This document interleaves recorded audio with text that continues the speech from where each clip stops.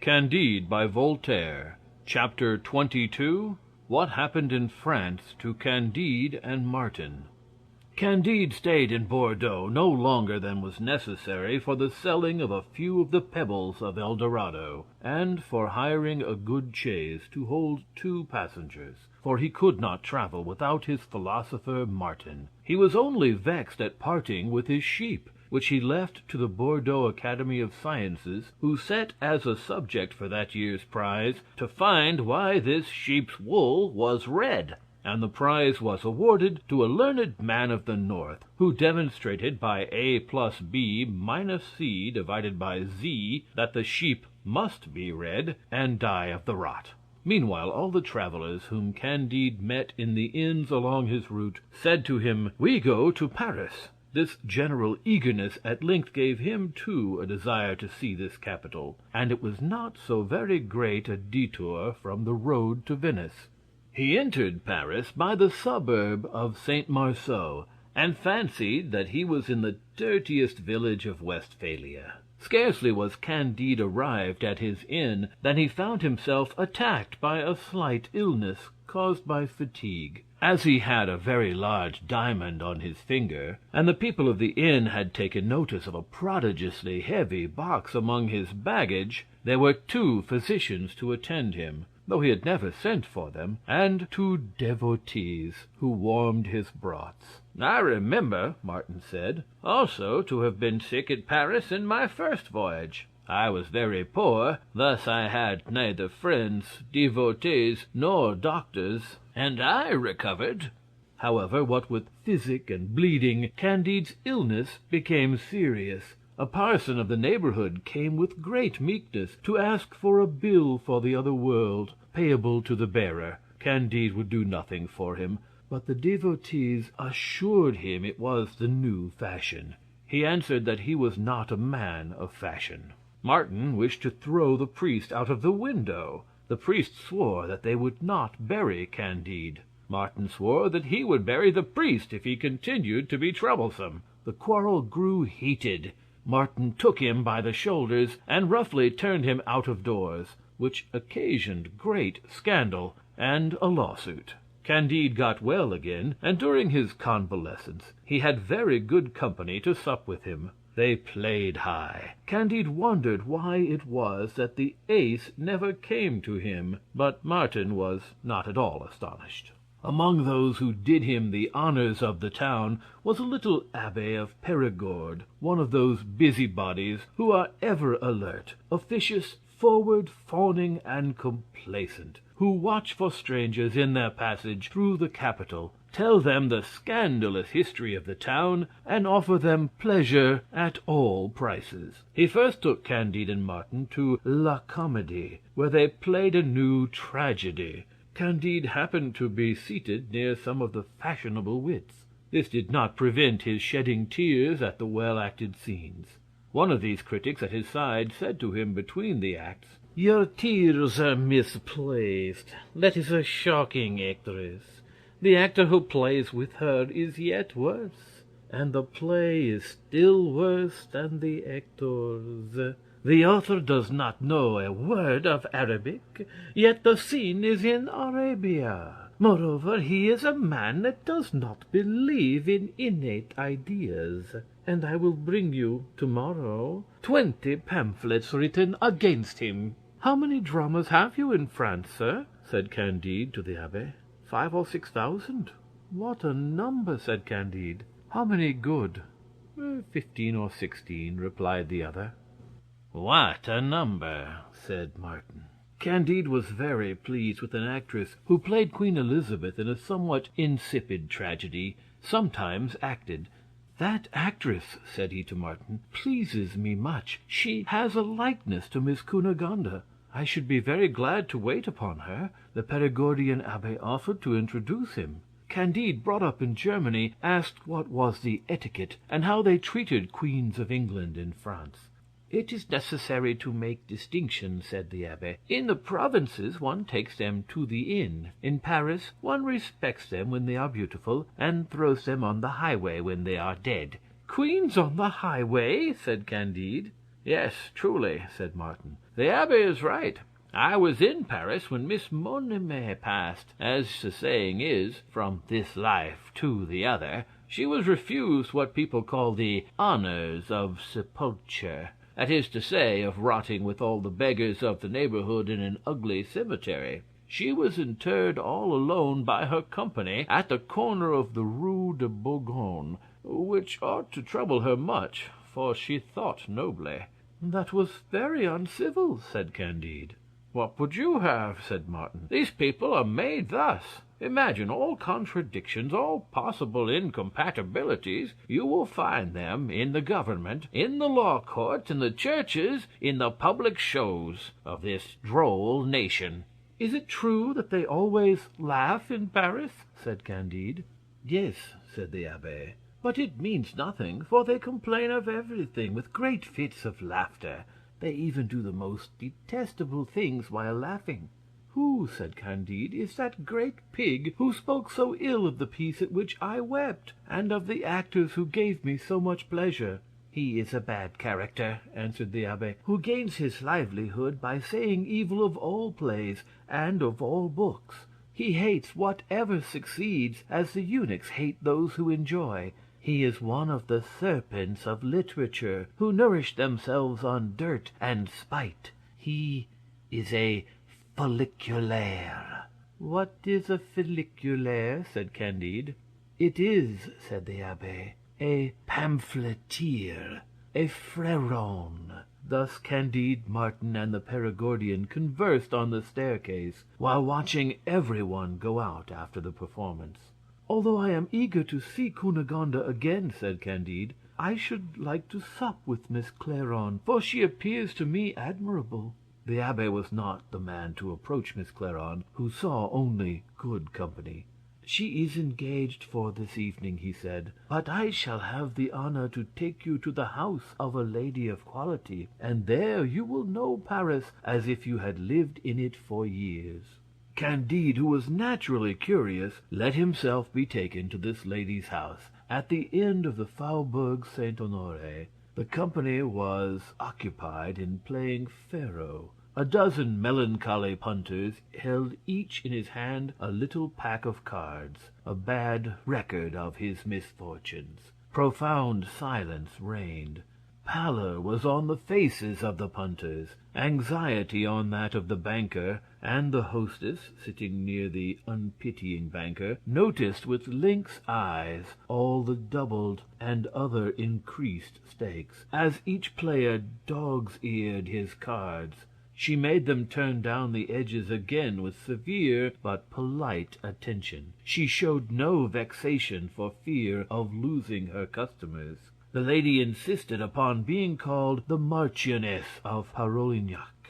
Her daughter, aged 15, was among the punters, and notified with a covert glance the cheatings of the poor people who tried to repair the cruelties of fate. The Perigordian Abbé, Candide, and Martin entered. No one rose, no one saluted them, no one looked at them. All were profoundly occupied with their cards. The Baroness of Thunder Ten Tronckh was more polite, said Candide. However, the Abbé whispered to the Marchioness, who half rose, honored Candide with a gracious smile, and Martin with a condescending nod. She gave a seat and a pack of cards to Candide, who lost 50,000 francs in 2 deals, after which they supped very gaily, and every one was astonished that Candide was not moved by his loss. The servants said among themselves in the language of servants, "Some English lord is here this evening." The supper passed at first, like most Parisian suppers, in silence, followed by a noise of words which could not be distinguished, then with pleasantries, of which most were insipid, with false news, with bad reasoning, a little politics, and much evil speaking. They also discussed new books. "Have you seen," said the Perigordian Abbé, "the romance of Sieur Gauchat, Doctor of Divinity?" "Yes," said one of the guests, "but I have not been able to finish it. We have a crowd of silly writings, but altogether do not approach the impertinence of Gauchat, Doctor of Divinity. I am so satiated with the great number of detestable books with which we are inundated that I am reduced to punting at faro. And the Mélanges of Archdeacon Troublot, what do you say of that? Said the Abbé. Oh, said the Marchioness of Parolignac, the wearisome mortal! How curiously he repeats to you all that the world knows! How heavily he discusses that which is not worth the trouble of lightly remarking upon! How without wit he appropriates the wit of others! How he spoils what he steals! How he disgusts me! But he will disgust me no longer. It is enough to have read a few of the Archdeacon's pages. There was at table a wise man of taste, who supported the Marchioness. They spoke afterwards of tragedies. The lady asked why there were tragedies which were sometimes played and which could not be read. The man of taste explained very well how a piece could have some interest and have almost no merit. He proved in a few words that it was not enough to introduce one or two of those situations which one finds in all romances, and which always seduce the spectator, but that it was necessary to be new without being odd, often sublime, and always natural, to know the human heart, and to make it speak, to be a great poet, without allowing any person in the piece to appear to be a poet, to know language perfectly, to speak it with purity, with continuous harmony, and without rhythm ever taking anything from sense. Whoever, added he, does not observe all these rules can produce one or two tragedies applauded at a theatre, but he will never be counted in the ranks of good writers. There are very few good tragedies. Some are idyls in dialogue, well written and well rhymed; others political reasonings which lull to sleep, or amplifications which repel; others demoniac dreams in barbarous style, interrupted in sequence with long apostrophes to the gods, because they do not know how to speak to men, with false maxims, with bombastic commonplaces. Candide listened with attention to this discourse, and conceived a great idea of the speaker, and as the Marchioness had taken care to place him beside her, he leaned towards her and took the liberty of asking who was the man who had spoken so well. "He is a scholar," said the lady, "who does not play, whom the Abbé sometimes brings to supper. He is perfectly at home among tragedies and books, and he has written a tragedy which was hissed, and a book of which nothing has ever been seen outside his bookseller's shop, excepting the copy which he dedicated to me." "The great man," said Candide, "he is another Pangloss." Then turning towards him, he said, "Sir, you think doubtless that all is for the best in the moral and physical world, and that nothing could be otherwise than it is." "Aye, sir," answered the scholar, "I know nothing of all that. I find that all goes awry with me, that no one knows either what is his rank nor what is his condition, what he does nor what he ought to do, and that, except supper, which is always gay, and where there appears to be enough concord, all the rest of the time is passed in impertinent quarrels. Jansenist against Molinist, Parliament against the Church, men of letters against men of letters, courtesans against courtesans, financiers against the people, wives against husbands, relatives against relatives. It is eternal war." "I have seen the worst," Candide replied. "But a wise man, who since has had the misfortune to be hanged, taught me that all is marvellously well. These are but the shadows on a beautiful picture." "Your hanged man mocked the world," said Martin. "The shadows are horrible blots." "They are men who make the blots," said Candide, "and they cannot be dispensed with." "It is not their fault, then," said Martin. Most of the punters, who understood nothing of this language, drank, and Martin reasoned with the scholar, and Candide related some of his adventures to his hostess. After supper the Marchioness took Candide into her boudoir and made him sit upon a sofa. "Ah, well," said she to him, "you love desperately Miss Cunegonde of Thunder Ten Tronckh." "Yes, madam," answered Candide. The Marchioness replied to him with a tender smile, "You answer me like a young man from Westphalia. A Frenchman would have said, 'It is true that I have loved Miss Cunegonde, but seeing you, madame, I think I no longer love her.'" "Alas, madame," said Candide, "I will answer you as you wish." "Your passion for her," said the Marchioness, "commenced by picking up her handkerchief. I wish that you would pick up my garter." "With all my heart," said Candide, and he picked it up. "But I wish that you would put it on," said the lady, and Candide put it on. "You see," said she, "you are a foreigner. I sometimes make my Parisian lovers languish for 15 days, but I give myself to you the first night, because one must do the honors of one's country to a young man from Westphalia." The lady, having perceived 2 enormous diamonds upon the hands of the young foreigner, praised them with such good faith that from Candide's fingers they passed to her own. Candide, returning with the Perigordian Abbé, felt some remorse in having been unfaithful to Miss Cunegonde. The Abbé sympathized in his trouble. He had had but a light part of the 50,000 francs lost at play, and of the value of the 2 brilliants, half given, half extorted.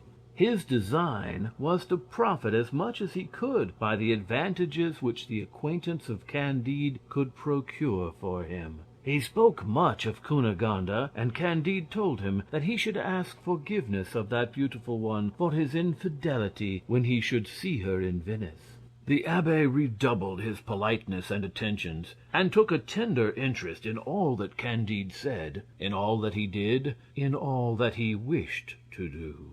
"And so, sir, you have a rendezvous at Venice?" "Yes, Monsieur Abbé," answered Candide. "It is absolutely necessary that I go to meet Miss Cunegonde." And then the pleasure of talking of that which he loved induced him to relate, according to his custom, part of his adventures with the fair Westphalian. "I believe," said the Abbé, "that Miss Cunegonde has a great deal of wit, and that she writes charming letters?" "I have never received any from her," said Candide, "for, being expelled from the castle on her account, I had not an opportunity for writing to her. Soon after that I heard she was dead. Then I found her alive. Then I lost her again. And last of all I sent an express to her 2,500 leagues from here, and I wait for an answer." The Abbé listened attentively, and seemed to be in a brown study. He soon took his leave of the 2 foreigners after a most tender embrace. The following day Candide received, on awaking, a letter couched in these terms: "My very dear love, for 8 days I have been ill in this town. I learn that you are here. I would fly to your arms if I could but move. I was informed of your passage at Bordeaux, where I left faithful Cacambo and the old woman, who are to follow me very soon. The governor of Buenos Ayres has taken all, but there remains to me your heart. Come, your presence will either give me life or kill me with pleasure." This charming, this unhoped for letter transported Candide with an inexpressible joy, and the illness of his dear Cunegonde overwhelmed him with grief. Divided between those 2 passions, he took his gold and his diamonds and hurried away, with Martin, to the hotel where Miss Cunegonde was lodged. He entered her room trembling, his heart palpitating, his voice sobbing. He wished to open the curtains of the bed, and asked for a light. "Take care what you do," said the servant maid. "The light hurts her." And immediately she drew the curtain again. "My dear Cunegonde," said Candide, weeping, "how are you? If you cannot see me, at least speak to me." "She cannot speak," said the maid. The lady then put a plump hand out from the bed, and Candide bathed it with his tears, and afterwards filled it with diamonds, leaving a bag of gold upon the easy chair. In the midst of these transports in came an officer, followed by the Abbé and a file of soldiers. "There," said he, "are the 2 suspected foreigners," and at the same time he ordered them to be seized and carried to prison. travelers are not treated thus in El Dorado," said Candide. "I am more a Manichean now than ever," said Martin. "But pray, sir, where are you going to carry us?" said Candide. "To a dungeon," answered the officer. Martin, having recovered himself a little, judged that the lady who acted the part of Cunegonde was a cheat, that the Perigordian Abbé was a knave who had imposed upon the honest simplicity of Candide, and that the officer was another knave whom they might easily silence. Candide, advised by Martin, and impatient to see the real Cunegonde, rather than expose himself before a court of justice, proposed to the officer to give him 3 small diamonds, each worth about 3,000 pistoles. "Ah, sir," said the man with the ivory baton, "had you committed all the imaginable crimes, you would be to me the most honest man in the world. 3 diamonds, each worth 3,000 pistoles! Sir, instead of carrying you to jail, I would lose my life to serve you. There are orders for arresting all foreigners, but leave it to me. I have a brother at Dieppe in Normandy. I'll conduct you thither, and if you have a diamond to give him, he'll take as much care of you as I would." "And why," said Candide, "should all foreigners be arrested?" "It is," the Perigordian Abbé then made answer, "because a poor beggar of the country of Atterbete heard some foolish things said. This induced him to commit a parricide, not such as that of 1610 in the month of May, but such as that of 1594 in the month of December, and such as others which have been committed in other years and other months by other poor devils who had heard nonsense spoken." The officer then explained what the Abbé meant. "Ah, the monsters!" cried Candide. "What horrors among a people who dance and sing! Is there no way of getting quickly out of this country where monkeys provoke tigers? I have seen no bears in my country, but men I have beheld nowhere except in El Dorado. In the name of God, sir, conduct me to Venice, where I am to await Miss Cunegonde." "I can conduct you no further than Lower Normandy," said the officer. Immediately he ordered his irons to be struck off, acknowledged himself mistaken, sent away his men, set out with Candide and Martin for Dieppe, and left them in the care of his brother. There was then a small Dutch ship in the harbor. The Norman, who by the virtue of 3 more diamonds had become the most subservient of men, put Candide and his attendants on board a vessel that was just ready to set sail for Portsmouth in England. This was not the way to Venice, but Candide thought he had made his way out of hell, and reckoned that he would soon have an opportunity for resuming his journey. Chapter 23